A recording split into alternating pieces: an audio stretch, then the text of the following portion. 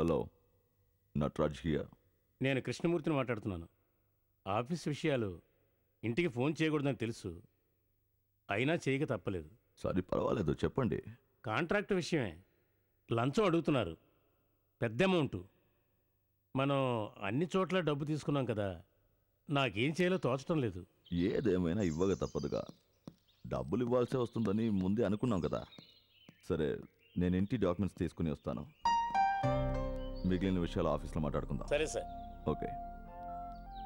ఏంటన్నా, బిజినెస్లో ఏదైనా ప్రాబ్లమా? బిజినెస్ అన్నాక ప్రాబ్లం లేకపోతే ఇంట్రెస్ట్ ఏముంటుంది? అది వదిలే. కాదు నాన్న, మీకు తోడుగా నేను ఆఫీస్కి వచ్చి ఆ గొడవలని నీకెందుకురా? ఈ వయసులో ఎంజాయ్ చేస్తూ జాలీగా ఉండాలి. చూడు, ఆ వయసులో నేను ఎలాగో ఎంజాయ్ చేయలేదు. నీ వయసులో నేను అనుభవించని ఆనందం అంతా మీరు అనుభవించాలి. అదే నా ఆశ బాబు.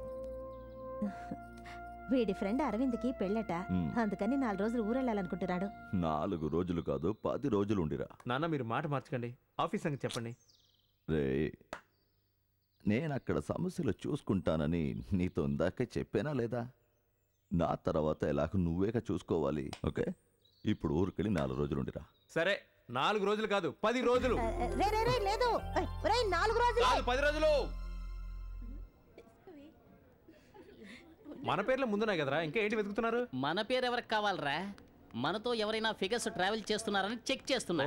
ఇక్కడ చూడు, కళావతి, ఏజ్ 52. ఇది రిటైర్ అయిపోయిన కేసురా. ఇటు చూడరా, బాలామణి, ఏజ్ 72. ఇది పర్మనెంట్ బెర్త్ కేసురా. రంగనాయకి 71. 71. అన్ని 50 దాటిన కేసులే వస్తున్నాయిరా. ఏదైనా వృద్ధాశ్రమం నుండి టూర్ కు బయలుదేరారా?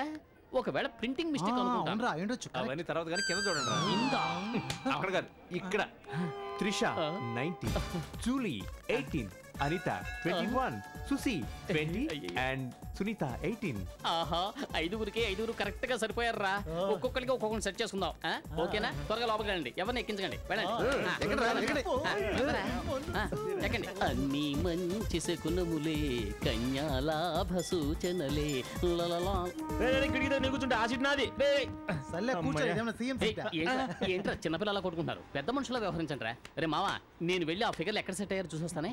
నువ్వు వెళ్తే చిలకలన్నీ అప్సెట్ అవుతారా? ఆ సంగతే నాకు వదిలే. ఓకే, వెళ్ళు.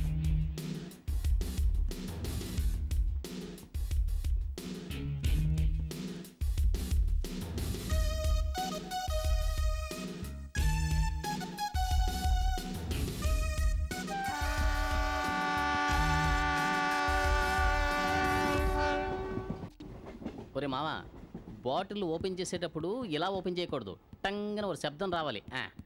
రే మా, ఏంటి మావా అది వచ్చిందిరా. ఎవర్రా? అదేరా, ఆ రోజు బైక్ డాష్ ఇచ్చి డబ్బులు లాక్కొని మెళ్ళో చైన్లు వాచ్ అని లాక్కొని వెళ్ళిపోయింది. ఆ ఫిగర్ రా. దాన్ని ఈ రోజు ఎలాగైనా ఓ పట్టు పట్టాలరా, వదలకూడదు. 4 రౌండ్లు వేసి రేప్ చేసేయి. రేయ్, అది ఓల్డ్ స్టైల్ రా. కొద్దిసేపు అయితే ఈ కంట్రీలన్నీ గుర్రు పెట్టి బాగా నిద్రపోతాయి కదా, అప్పుడు వాళ్ళందరూ సూట్ కేసులు తీసి ఏట్రా ఇస్తా చెప్పేది విను. వాళ్ళ పెట్టెలు తీసి బయట పడేసాం అనుకో, మార్చుకోవడానికి బట్టలు కూడా లేక కంపు కొడుతుంటారు.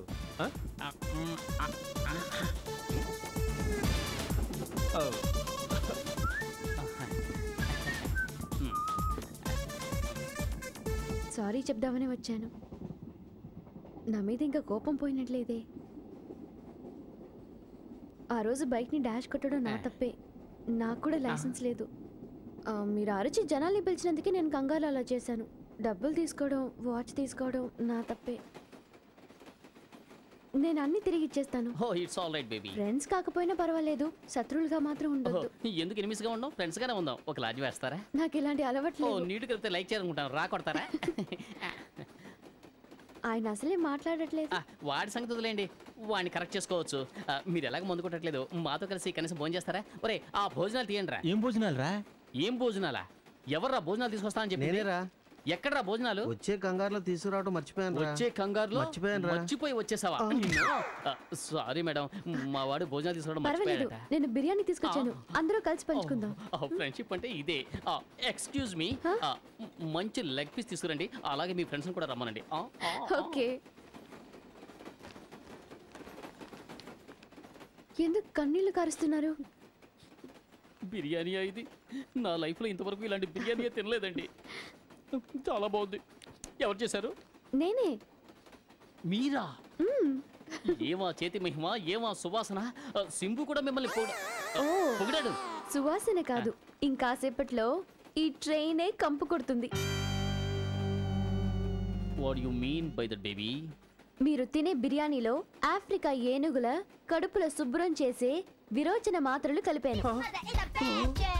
ఏనుగులకి 6 మాత్ర ఇస్తారంట, కానీ మీ ఒక్కొక్కళ్ళకి 6 మాత్రలు కలిపాను. 6 మాత్రలా? ఒరే 6 మాత్రలట్రా. ఇక పని మన వైకుంఠ యాత్ర రండి, వాషింగ్టన్ వెళ్ళిపోవాలి.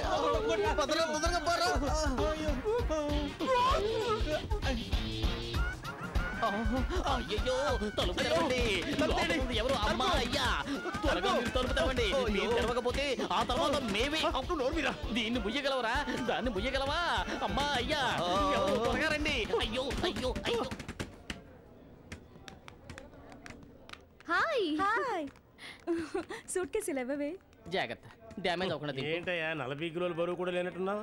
బండిలో ఎక్కేటప్పుడు 70 కిలోలు ఉన్నాను. 25 సార్లు వెళ్ళిన తర్వాత 40 కిలోలు ఉండక ఏం ఏం చేస్తాను? చెప్తున్నావు నాకు అర్థం కావట్లేదు. అందుకని ఇంకోసారి వెళ్ళగలనా? ముందు చేర్చాల్సిన చోటికి చేర్చు.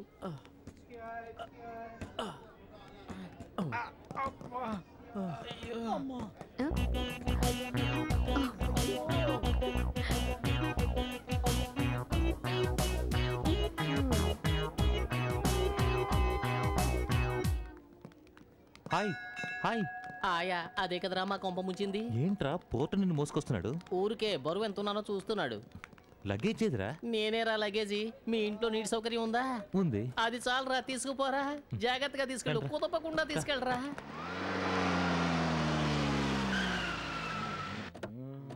అయ్యో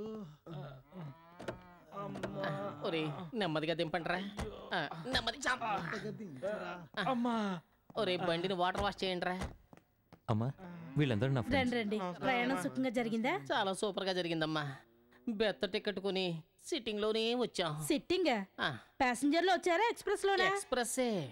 స్పీడ్ అంటే స్పీడ్ కాదమ్మా, పోతూనే ఉందమ్మా. ఎన్ని స్టేషన్లో ఎర్ర జెండా చూపించినా ఆగలేదంటే నమ్మండి. సరే సరే, వెనక్కి వెళ్ళి స్నానాలు చేసారండి, భోజనాలు చేద్దరు గాని. తీసుకెళ్ళరా. మీరు వెళ్ళండి, వెళ్ళి వడ్డించండి. ఎవర్రా వాళ్ళు? ఎవర్రా కొబ్బరి చెట్టు పై నుంచి మాట్లాడుతున్నారు? రే ఏంట్రా మీ ఇంట్లో పని మనుషులు కూడా కోపంగా వస్తున్నారు? డాడీరా. డాడీ వీళ్ళు నా ఫ్రెండ్స్. మన అవుట్ హౌస్ లో ఉంటారు. సరే సరే, ఏంటి అవతారంతో వాళ్ళును? డాడీ ఇది సమ్మర్ లో హైదరాబాద్ లో వెకేషన్ డ్రెస్. చుట్టుపక్కల ఇళ్ళున్నాయి, కాస్త జాగ్రత్తగా ఉండమని చెప్పు. ట్రై చేస్తాం డాడీ. అయ్యో త్వరగా త్వరగా, మీరు సింగారించుకున్నది చాలు, బయలుదేరండి. ఈ రోజు గుళ్ళో కుంభాభిషేకం. ఈ రోజు దేవుణ్ణి ఆరాధిస్తే చాలా పుణ్యం.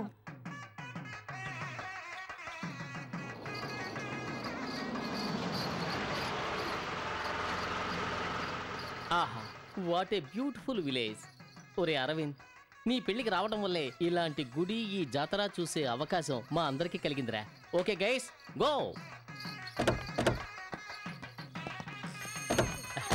ఓకే మావా, నువ్వు బండిని అలా పక్కగా పార్క్ చేసి మాతో వచ్చి జాయిన్ అవ్వు. ఓకే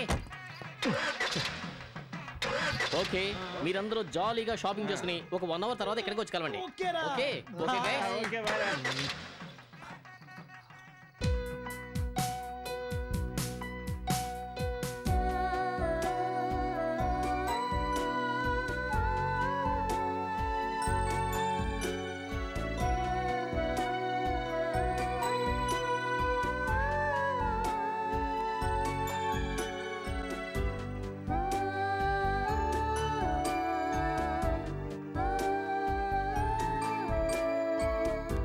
అన్నా ఆ రోజు ఎరువులు కొనడానికి 100 రూపాయలు తక్కువ అయితే అడగగానే ఇచ్చావుగా, ఇదిగో తీసుకో.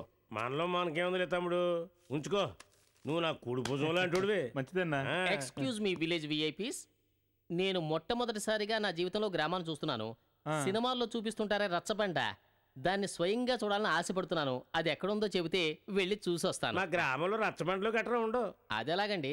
ఇప్పుడు మీరిద్దరే ఉన్నారు, మీ ఇద్దరి మధ్య ఏదైనా గొడవ వచ్చిందనుకోండి, పంచాయతీ చేయకుండా దాన్ని ఎలా తీర్చుకుంటారు? అలాగా అయ్యో అమ్మా, అయ్యో నరికేశాడు. అమ్మో అయ్యో కుడి చెయ్యి లాంటి వాడు అన్నాడు, వాడే ఇలా నరికేశాడు, మిగతా వాళ్ళు ఎలా ఉంటారో. నేను ఎస్కేప్.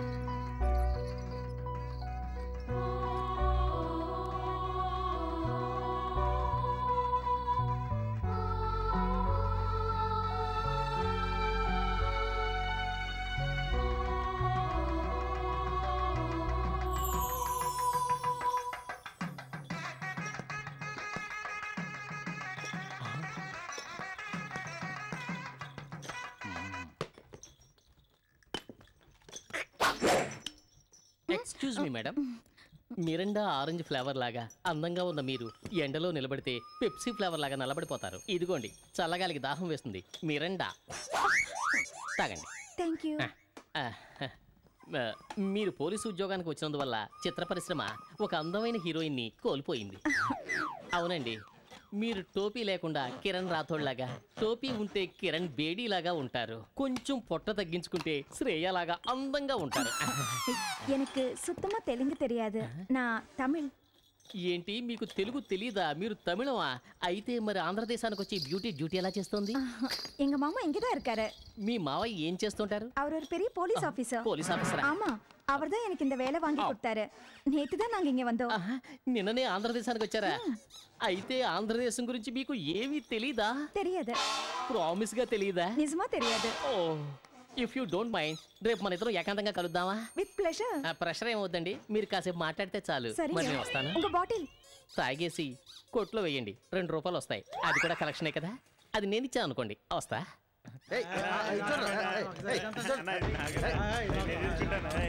ఇప్పుడు చూడరా మావా, ఇక్కడి నుంచి కదలకుండా దాన్ని టచ్ చేస్తాను. అదెలా కుదురుద్ది బామర్దే? కదలకుండా దాన్ని ఎలా టచ్ చేస్తావా? అబ్ దేఖో, ఫస్ట్ ఫేస్, నెక్స్ట్ నడుము, ఇప్పుడు ఓ ఓ అదిరిందిరా.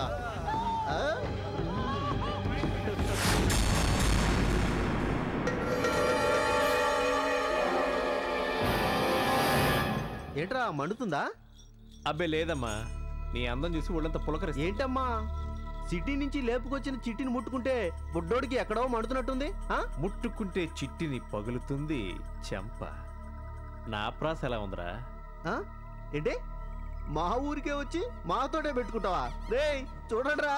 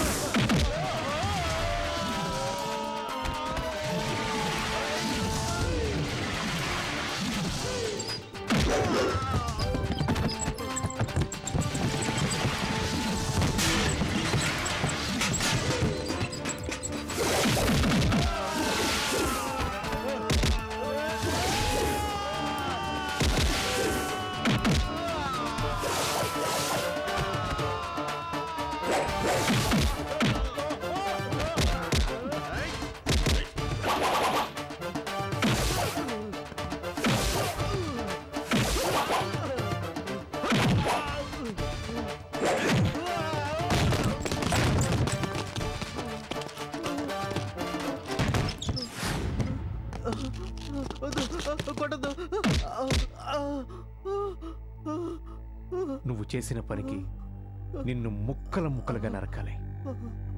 కానీ నిన్ను క్షమించి వదిలేస్తున్నాను. ఎందుకో తెలుసా? క్షమించటం అనేది మానవ నైజం.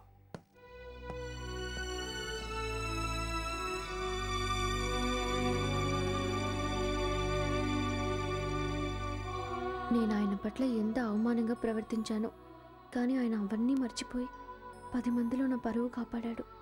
చాలా మంచివాడు. అలాంటి వాడిని ఛ